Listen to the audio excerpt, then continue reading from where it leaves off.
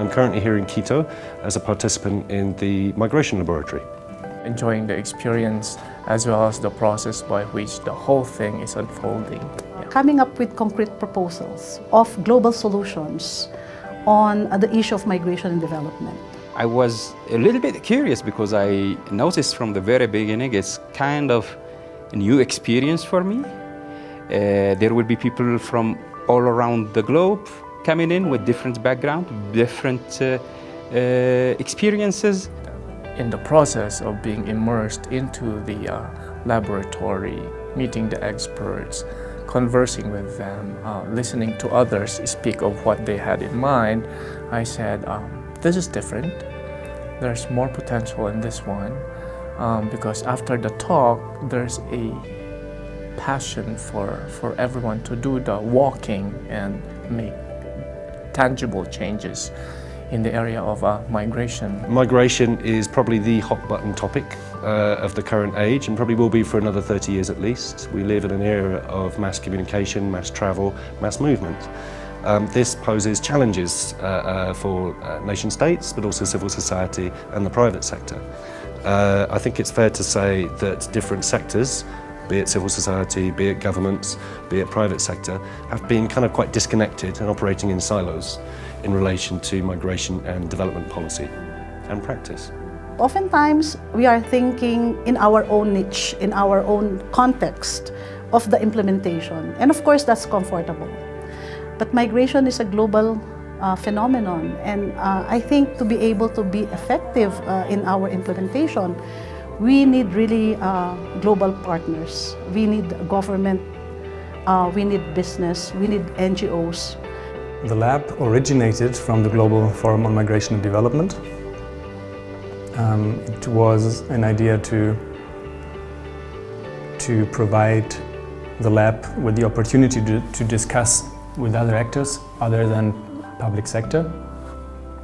And I think it has an effect or has already affected the GFMD because it opened it up towards these actors, and government officials were able to talk in a protected space with these actors.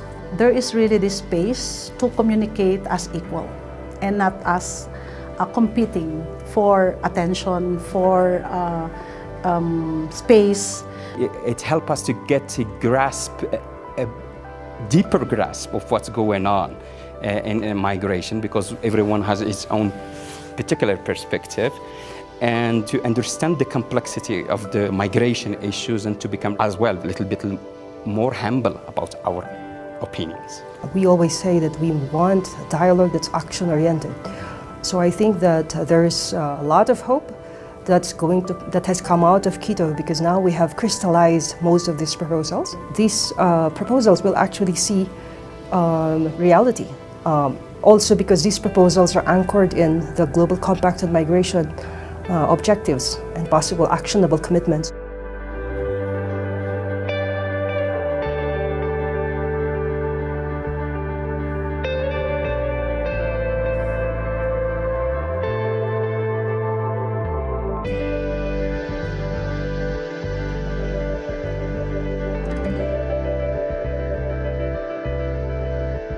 At the lab, I see a potential by which things can be done.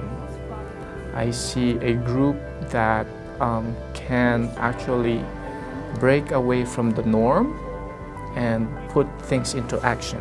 Maybe now I'm a little bit more sensitized on the interests of the other, and that it's not really about compromising, but finding maybe other solutions, maybe a willingness to open and not have a result already in mind, but to move together.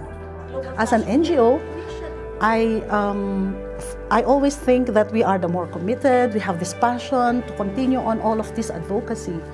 But in the migration lab, listening to the government, I realize also that they are also passionate about this issue, and it is in listening that we can learn to have really sincere, concrete partnership to have common solutions to the issues of migration and development. I am lucky because this time I get to know people that come from different backgrounds, and sometimes that helps you to explode your own creativity. And I need that because I have to design policy for protection and integration. So when you have all different perspectives, you can actually imagine different things, and to think that probably what you were just proposing in the initial stage is not what was needed. I think it affected my ability to understand their point of views, and that helps me in my daily work in the ministry. For example, when we have to formulate positions towards the negotiations of the Global Migration Compact. In terms of participants within the lab, because I consider the participants here to be the seeds, and they will go on to initiate dialogue and discussions and propose a range of different schemes and interventions.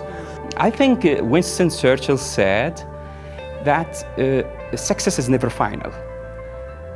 Failure is never fatal. It's only courage that counts. And I believe Migration Lab is a courageous initiative. Innovation is all about uncertainty, but it takes courage to go and to the field of innovation and to implement a new approach tackling this really very complex issue of migration. This is a way, an alternative way of doing things and really making policy ideas crystallize into workable, feasible projects on the ground.